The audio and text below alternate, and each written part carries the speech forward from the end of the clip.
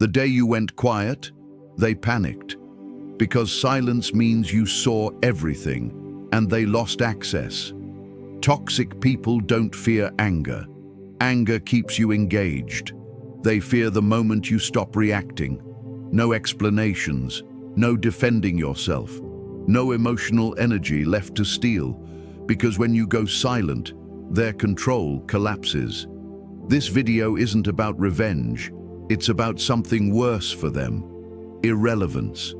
Tonight, I'll break down 8 silent behaviors that strip toxic people of power without confrontation.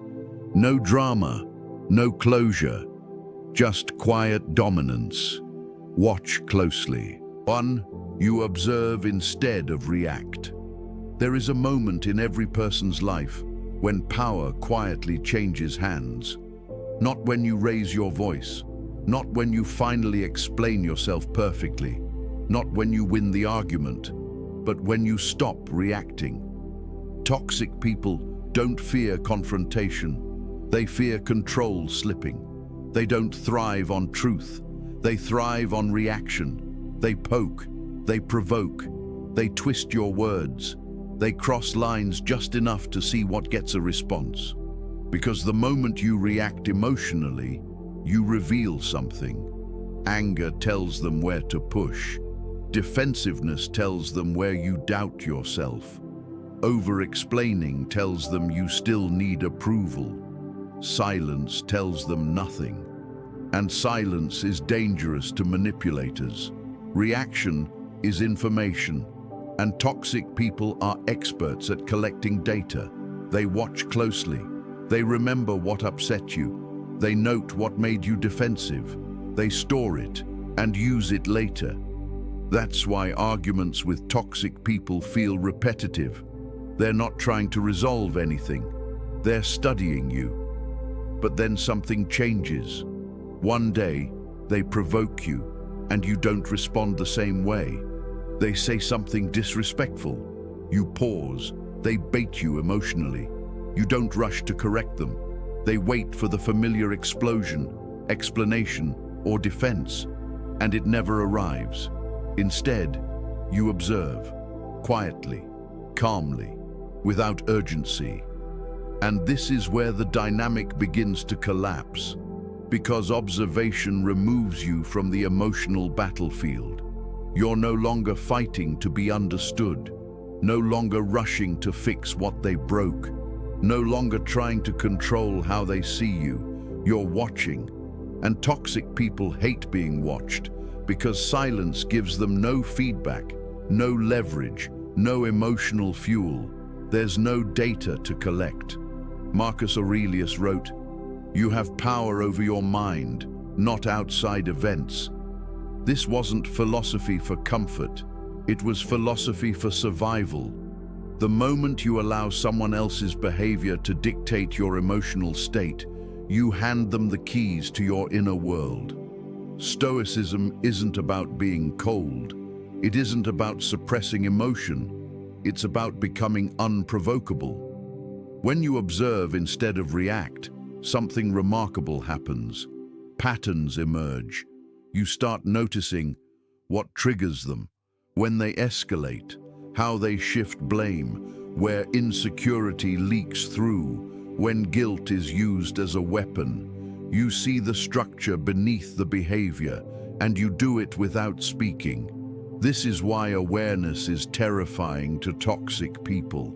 They can manipulate emotion. They can manipulate confusion. They cannot manipulate clarity. You stop bleeding on a battlefield you didn't choose. You stop turning every interaction into emotional combat. It becomes psychological chess. They move. You don't rush. They provoke. You remain still. They escalate. You observe. And slowly, something unsettles them. You're no longer predictable, no longer readable, no longer emotionally available on demand. You look like someone who could walk away at any moment. That's power.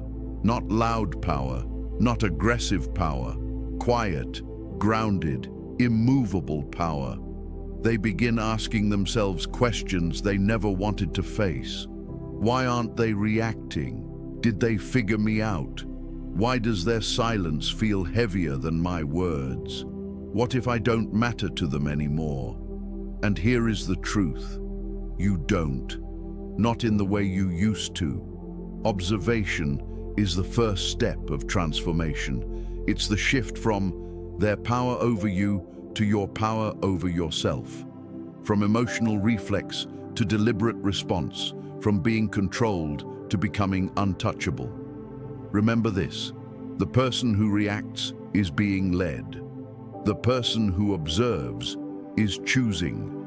And once you master stillness under pressure, toxic people don't know where to strike, because your peace has no handle. You don't defeat them by being louder. You defeat them by being unmoved. 2. You speak less, but with precision. Toxic people are most comfortable when you talk too much. They relax when you explain yourself. They feel safe when you justify your decisions. They feel powerful when you overshare your emotions, because every extra word gives them information. Every explanation becomes leverage. Every emotional paragraph becomes material. Every attempt to be understood becomes an opening. That's why silence unsettles them. Not awkward silence, not passive silence, but intentional restraint. There was a time you filled every pause. You rushed to clarify your intentions. You defended decisions that needed no defense. You explained your boundaries as if they were negotiable. You spoke, not because you had to, but because you didn't want to be misunderstood. Not because you were weak, but because you were conscientious. But toxic people don't value conscience, they value access. And access is granted through words. So one day, something changes. You stop narrating your inner world. You stop translating your thoughts for people who misuse them. You stop responding with paragraphs. You still speak, but only when it matters. And when you do, your words land differently. Short, measured, deliberate. No emotional overflow, no extra detail, no unnecessary exposure. This is when the balance of power shifts again. Because toxic people don't fear loud voices. They fear controlled ones. They don't fear shouting. They fear someone who doesn't need to shout. They ask, "Why didn't you reply?" You answer, "I didn't need to." They press, "Do you have something to say?" You reply, "You already know." They probe, "Are you upset?" You say, "I'm aware," and you stop there. No clarification, no justification, no emotional explanation, and suddenly your silence becomes louder than anything they say, because minimal speech creates psychological weight. When someone talks constantly, their words dissolve into noise. When someone speaks sparingly, each sentence carries gravity. A single sentence from a quiet person echoes longer than a speech from a desperate one. People replay it. They analyze it. They sit with it. Because silence forces reflection. This isn't coldness. This is emotional discipline. You're not withholding communication. You're protecting it from being wasted. You're choosing substance over noise, precision over performance, clarity over chaos. Marcus Aurelius never spoke more than necessary. He never tried to convince the crowd. He governed himself first.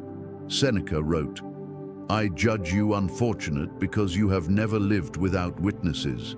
Meaning, if you cannot stand alone with your own thoughts, if you cannot exist without being seen, validated, or responded to, you are not yet free.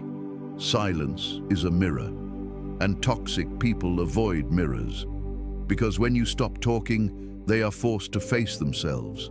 No distraction, no emotional fog, no chaos to hide behind, just their behavior reflected clearly.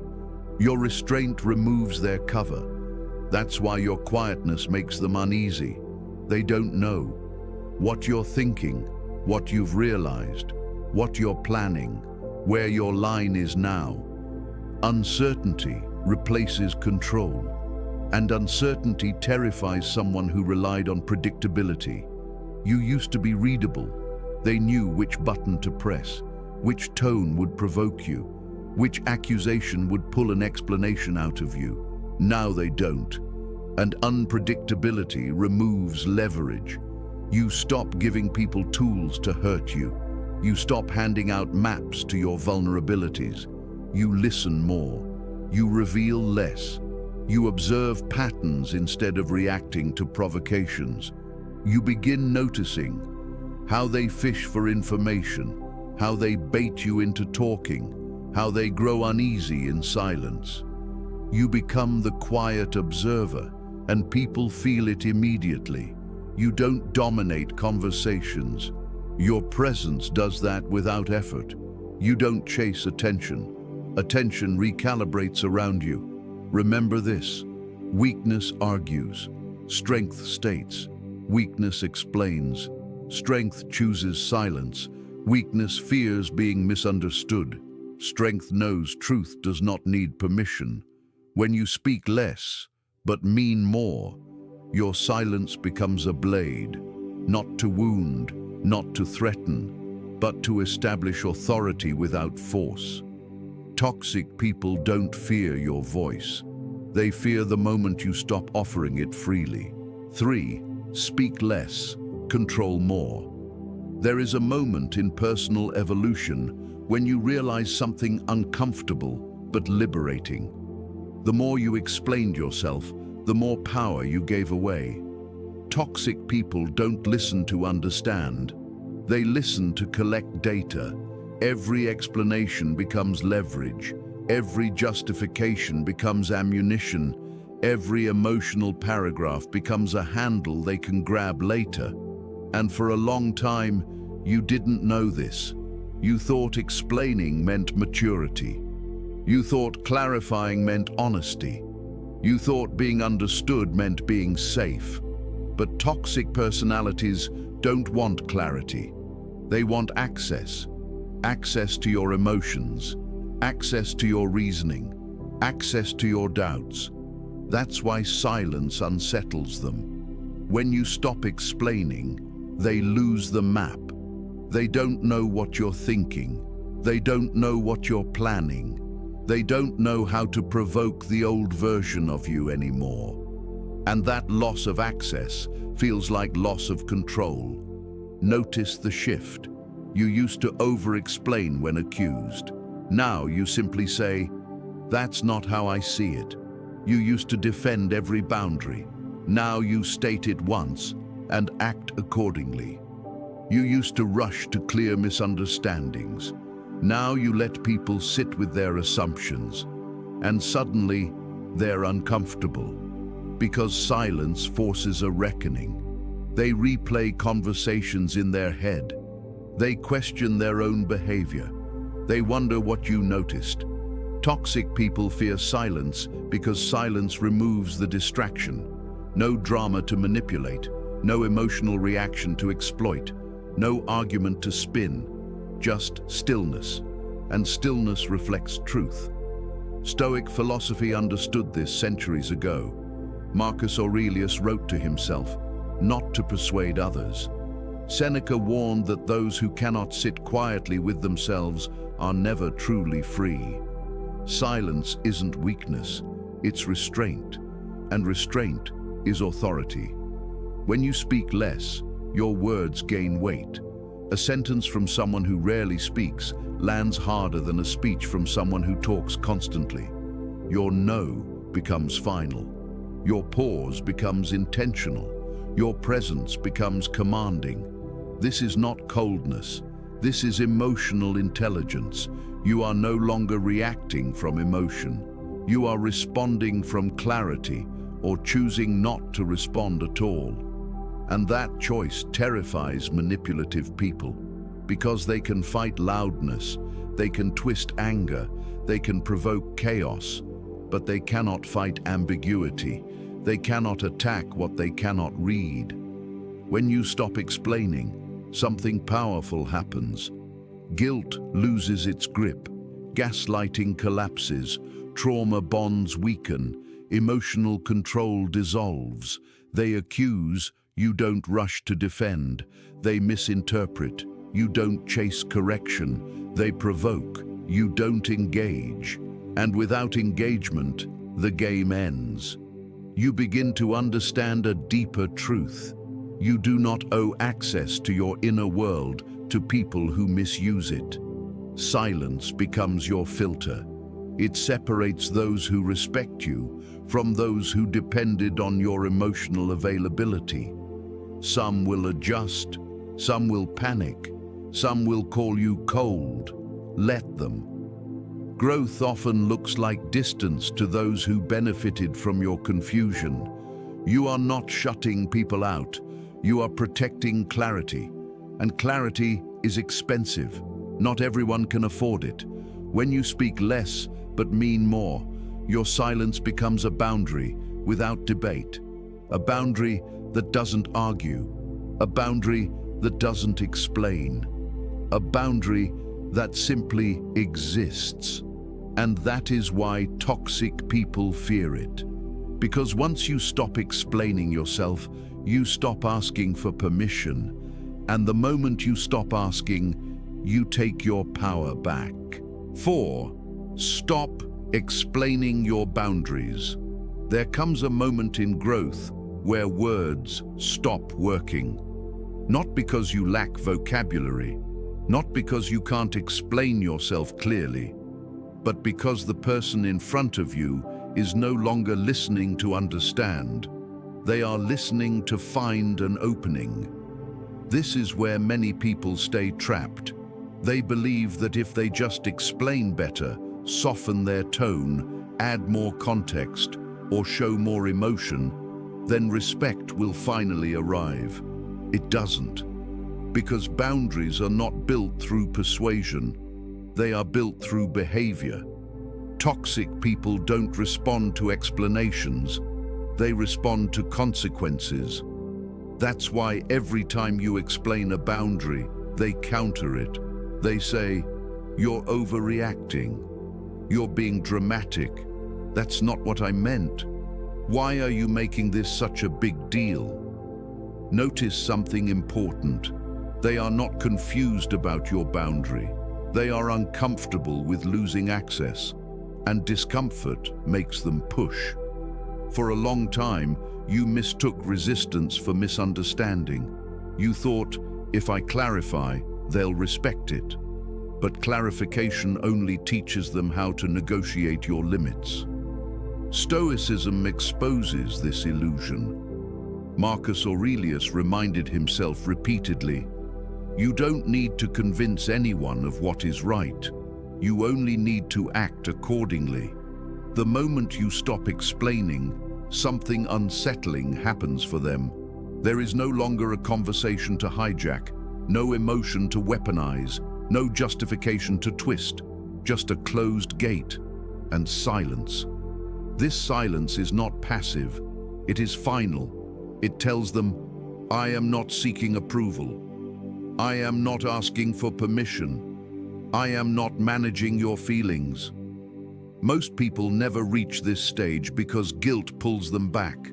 They think, am I being too harsh? Shouldn't I at least explain? What if they misunderstand me? But here's the truth most never accept. People who want to understand you don't need long explanations. People who want control will never accept any explanation. So you stop speaking, not angrily, not dramatically, simply calmly. I won't engage in this. This isn't acceptable to me. I'm stepping away. Then you follow through. No follow-up message, no emotional cleanup, no reassurance. This is where power crystallizes, because now the boundary exists in reality, not language. Toxic people panic here. They accuse you of changing. They label you cold. They say you're distant. They claim you're selfish. But look closer.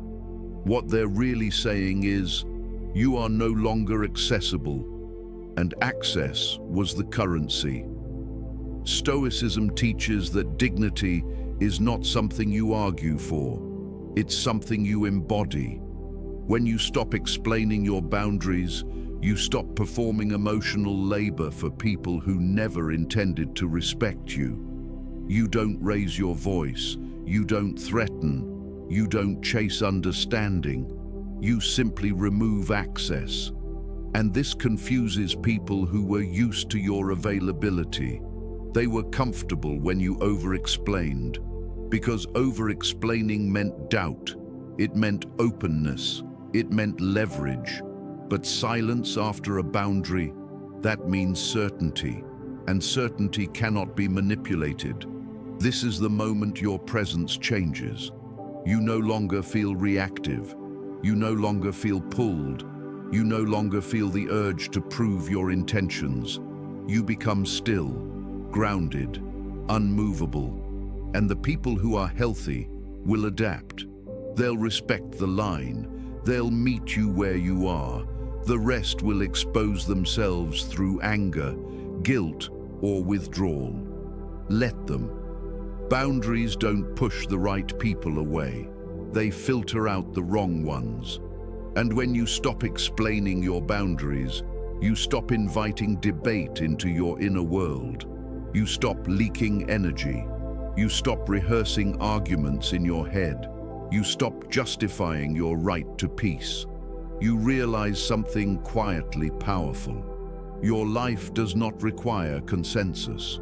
Your nervous system does not need agreement. Your peace does not need to be explained. A boundary spoken once is communication. A boundary enforced silently is authority. And authority doesn't shout, it stands. If this chapter hits something you've been carrying quietly, don't explain it to anyone. Just acknowledge it. Type, "I choose peace" in the comments, not for validation, but as a private marker that you're done negotiating your boundaries. And if you want to continue strengthening this mindset, subscribe and stay close. We don't shout here. We don't argue. We evolve silently. 5. Silent boundaries. Why calm limits terrify toxic people. Most people think boundaries are something you explain.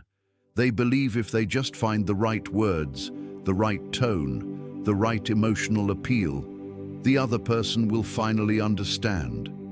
That belief keeps people trapped. Because toxic people are not confused by your boundaries. They are threatened by them. And nothing threatens a toxic person more than a boundary that is enforced quietly. No arguing, no justifying, no emotional speeches, no defending your reasons, just limits followed by action. This is where real power begins. A toxic person expects pushback. They expect you to debate. They expect you to plead your case. They expect you to over-explain your pain so they can minimize it, twist it, or weaponize it. But when you state a boundary calmly and then stop talking, the entire dynamic collapses, because now there is nothing to manipulate. Silence after a boundary is what exposes intention. Anyone can say they respect you. Only a few will adjust their behavior when access is limited. This is why Stoicism teaches restraint, not reaction. Marcus Aurelius wrote about guarding the mind like a city gate. Not everyone is allowed inside, and those who disrespect the rules don't get speeches, they lose access. A boundary that requires constant explanation is not a boundary. It's a negotiation, and negotiations invite control. Watch how toxic people respond when you stop arguing. They accuse you of being cold. They say you've changed. They call you distant, selfish, or dramatic. Not because you did something wrong, but because they lost influence. Calm boundaries force clarity. You say, "That doesn't work for me. I won't continue this conversation. I'm not available for that." And then you stop. No follow-up paragraph, no emotional footnote, no attempt to soften the truth so they feel comfortable violating it again. This is what terrifies them, because now the consequence is real. Toxic people don't fear rules. Rules can be tested. They fear boundaries backed by silence, because silence removes leverage. When behavior doesn't change, access does. You reply less. You explain nothing. You disengage without drama. And suddenly, they feel it. Their power depended on your emotional availability, your willingness to argue, your need to be understood. The moment you stop offering that, the dynamic flips. This is not punishment. This is self-respect in motion. Boundaries are not walls. They are doors with selective access. And not everyone gets a key. A healed person does something toxic people cannot stand. They don't crave company. They curate it. They don't chase connection. They filter it. They don't argue for respect. They require it. This is why your circle begins to shrink. Not because you became arrogant, but because you became intentional. You stop sitting at tables where love comes with conditions, where respect must be earned through suffering, where loyalty only flows one way. You start choosing based on behavior consistency, energy values, not history, not guilt, not loneliness. And that shift is irreversible. Toxic people panic when they realize apologies no longer restore access, because now entry must be earned through change, not words. You no longer react loudly when crossed. You respond quietly by adjusting distance. A boundary crossed once is information. Crossed twice is a choice. Crossed repeatedly is disrespect. And disrespect loses proximity. No announcement, no confrontation, no dramatic exit, just less access. This is where strength becomes visible without force. People reveal who they are when boundaries are enforced silently. Some will adjust, some will resist, some will disappear. All outcomes bring peace, and that is the goal. 6. Selective access. When availability ends, power shifts. There is a quiet moment in personal evolution that most people never notice. But toxic individuals feel immediately. It's the moment you stop being easily reachable, not dramatically, not angrily, not with an announcement, just less available. And that small shift changes everything. For a long time, your presence may have been predictable. You answered quickly, you showed up consistently, you made time, even when you shouldn't have. That reliability felt like kindness to you. But to a toxic person, it felt like entitlement. They grew comfortable knowing you would respond, you would explain, you would engage, you would stay. Availability became leverage, and leverage became control. Selective access breaks that illusion. This is where growth becomes visible, not through words, but through absence of excess. You no longer rush to reply. You no longer rearrange your life for someone who disrespects your time. You no longer stay emotionally accessible to people who create emotional chaos. Nothing is said, nothing is announced, but the energy is different. Toxic people sense it before they can name it, because the version of you that was always reachable is gone. They start feeling a loss of control long before they understand why. They notice. Conversations feel shorter, responses feel calmer, access feels limited, and this unsettles them. Because toxic personalities rely on unrestricted entry into your emotional world. They expect access to your reactions, your explanations, your availability during their storms. Selective access removes that entry point, and suddenly they don't know where they stand. This is why they begin asking questions that sound innocent but aren't. Are you okay? Did I do something? Why are you acting different? What they are really asking is, why can't I reach you the way I used to? Stoicism teaches that control begins with limits. Marcus Aurelius guarded his mind the way a city guards its gates. Not everyone entered. Not everyone stayed. Not everyone mattered equally. Selective access is not rejection. It is prioritization. You begin choosing where your energy goes, instead of letting others decide for you. You stop attending conversations that drain you. You stop offering emotional labor where there is no reciprocity. You stop making yourself constantly available out of guilt, habit, or fear of conflict.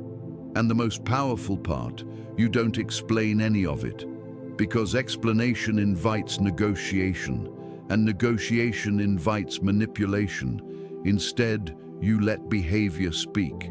You are polite but unavailable, present but not accessible, calm but not open to nonsense. This creates a new dynamic. People who respect you adapt. They become more intentional, more considerate. But people who relied on control react very differently. They escalate, they push harder, they guilt trip, they accuse you of changing, not because you became worse, but because you stopped being easy. Toxic people don't fear boundaries. They fear boundaries they cannot debate. Selective access is exactly that. You don't argue, you don't justify, you don't persuade, you simply reduce access, and reduction exposes character, because when access is no longer guaranteed, intentions surface. Some people only valued you when you were always available. Some people only felt powerful when you were reachable. Some people only felt secure when they could pull you back into engagement. Selective access removes all of that. Your presence becomes intentional, and intentional presence carries weight. Scarcity creates value, not artificially, but naturally. When you are always available, people take you for granted. When you are selective, people become careful. This is why healed individuals feel grounded. They are not loud. They are not reactive. They are not desperate for connection. They know something most people don't. Not everyone deserves access to your nervous system. You don't need to cut people off aggressively. You don't need to make declarations. You just stop overgiving. You stop answering instantly. You stop initiating without effort returned. You stop making space for disrespect. And this silent shift forces a reckoning. Toxic people feel the distance and panic because distance removes control. They can no longer predict you. They can no longer summon you. They can no longer drain you. They don't know how much access remains. And uncertainty is unbearable to someone who thrives on dominance. Selective access teaches others how to treat you without you saying a word. Your silence does not punish. Your absence instructs. And the lesson is simple. Access is no longer free. It must be earned through consistency, respect, and behavior, not history, not shared trauma, not guilt. This is the moment power truly shifts. Because the most destabilizing thing for a toxic person is realizing you are not angry, you are not emotional, you are not reactive, you are simply unavailable, and that makes you untouchable. 7. Unpredictability, when you become impossible to read. There comes a point in growth where something subtle but powerful happens.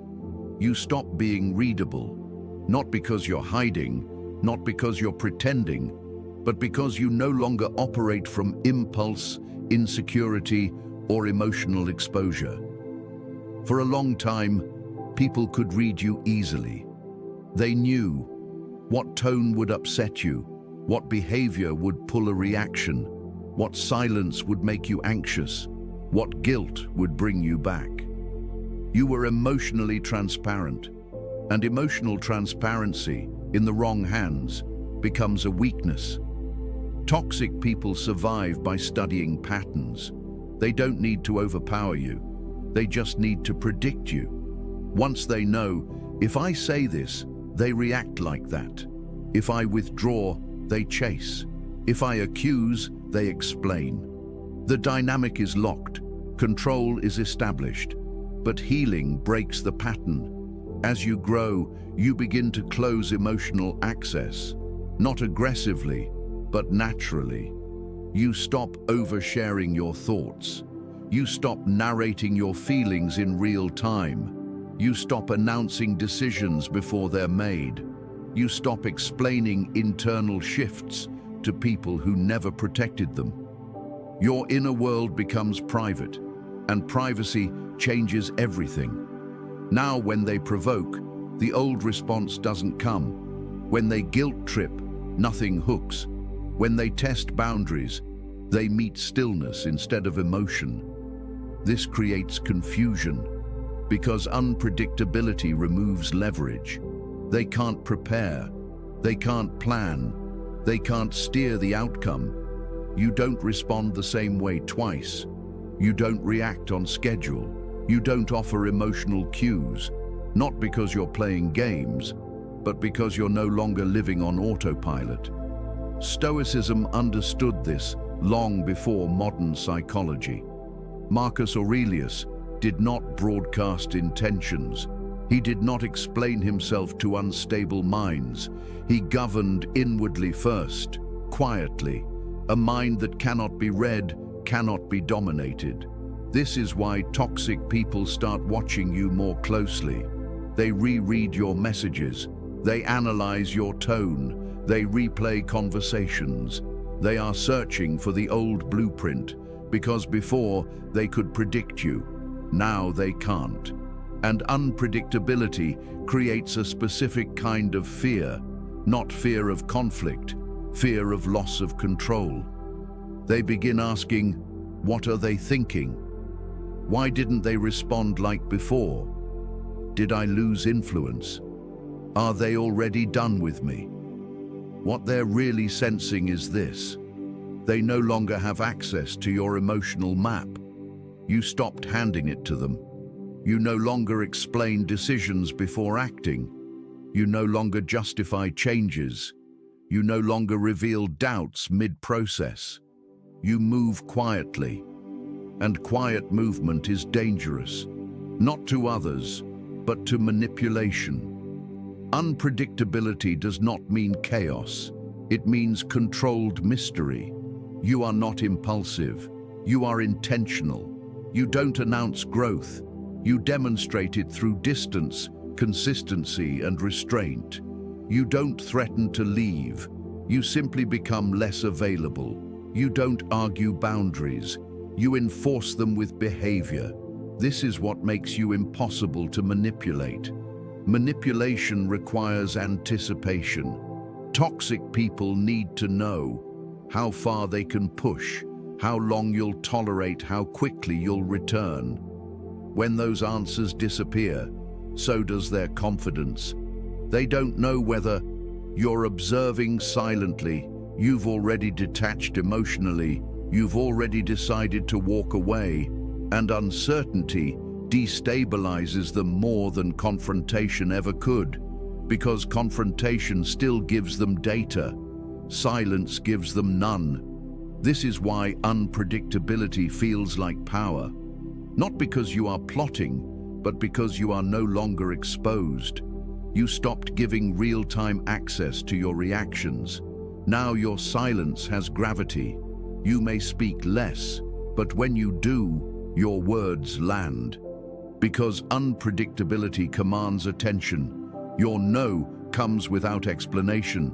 Your yes is no longer automatic. Your presence is no longer guaranteed.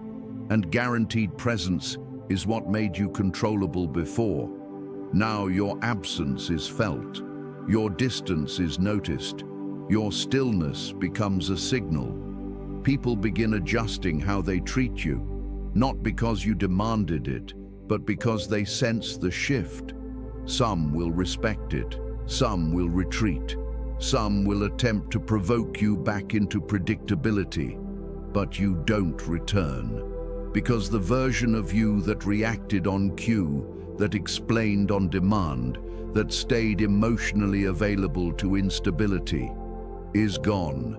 You are no longer readable. You are no longer reactive. You are no longer available by default. And this stage prepares the ground for the final one. Because when unpredictability meets emotional detachment, the connection doesn't weaken. It ends. Quietly, decisively, permanently. 8. The silent exit. When you walk away without noise. There is a moment when everything ends. Not with an argument, not with shouting, not with closure conversations or final explanations. It ends quietly. And that quiet ending is what toxic people fear the most. Because anger still means attachment. Anger still means access. Anger still means you're emotionally involved. But silence means something else. Silence means the decision was already made, long before the exit. When you walk away without noise, you are not reacting. You are concluding. And conclusion without announcement is terrifying to anyone who relied on your emotions to feel powerful. Toxic people expect a scene. They expect tears, confrontation, long messages, final arguments, emotional collapse, because those moments give them leverage. Drama is their oxygen. Reaction is their fuel. But when you leave calmly, without explanation, you deny them both. You don't slam doors. You don't send paragraphs. You don't beg to be understood. You simply stop showing up. And that absence does something words never could. It forces accountability. Words can be debated. Accusations can be twisted. Arguments can be reframed. Silence cannot. When you stop explaining why you're leaving, they are left alone with one thing: their behavior. No one to blame, no one to guilt, no one to manipulate, just consequences. And for a manipulative person, consequences are unbearable because they were never prepared to face themselves. A silent exit communicates something devastatingly clear. I chose myself, and I didn't need you to agree. That is self-respect in motion. You didn't leave to punish them. You didn't leave to teach a lesson. You didn't leave to prove a point. You left because staying required you to abandon yourself, and that cost became too high. This is where emotional maturity shows itself. Strength is not staying and breaking. Strength is leaving and healing. Boundaries don't need speeches, they need action. Your calm departure collapses the illusion of control. Toxic people believe they can always pull you back, with guilt, with fear, with flattery, with chaos. But when you leave and don't return, their certainty dissolves. That's when they realize something painful. You didn't stay because you were trapped. You stayed because you had hope. And you left the moment your growth outgrew that hope. That realization cuts deeper than revenge ever could. Because revenge still means attachment. Growth means freedom. Walking away quietly is not weakness. It is clarity. It is self-respect. It is emotional intelligence at its highest level. You don't win by outshouting them. You win by outgrowing them. You don't prove your worth through struggle. You prove it through distance. And here's the paradox. They understand your value most clearly the moment they no longer have access to it. not because you punished them, but because you stopped performing. That is the power of absence. You stopped trying to be understood. You stopped trying to fix what refused to change. You stopped explaining pain to people committed to causing it. You didn't disappear into bitterness. You disappeared into growth. You rebuilt quietly. You healed privately. You leveled up without announcement. And suddenly they notice you're calmer, you're lighter, you're unreachable in a way you never were before. They didn't fear losing you when they had you. They fear losing access to the version of you they took for granted. And that is the silent consequence of growth. No revenge, no war, no explanations, just distance, evolution, quiet radiance. This is the 8th behavior. You walk away without noise, without warning, without falling apart. You leave like a door closing slowly but permanently. And the echo of silence does all the talking, because when you stop responding, stop explaining, stop returning, they finally understand something undeniable. You were the blessing, not the one who needed saving. Now you know the truth. Power is not in raising your voice. Power is when you no longer need to. You don't intimidate toxic people by being louder. You unsettle them by being quieter, stronger inside, unaffected, unreachable. Your silence became your shield. Your boundaries became your armor. Your absence became the lesson they never expected. Remember this: you don't win by fighting. You win by outgrowing. You win by not responding. You win by walking away with your soul intact. And when you embody these 8 silent behaviors, you won't need revenge. Your peace becomes the revenge. Your growth becomes the closure. Your presence becomes the message. If this resonated with you, if you felt that internal shift, like the video, subscribe, and turn on the bell. We are building a community of minds that move differently. Quiet, disciplined, unshakable. Before you go, comment, "My silence is power." Your future self is watching, and they're proud.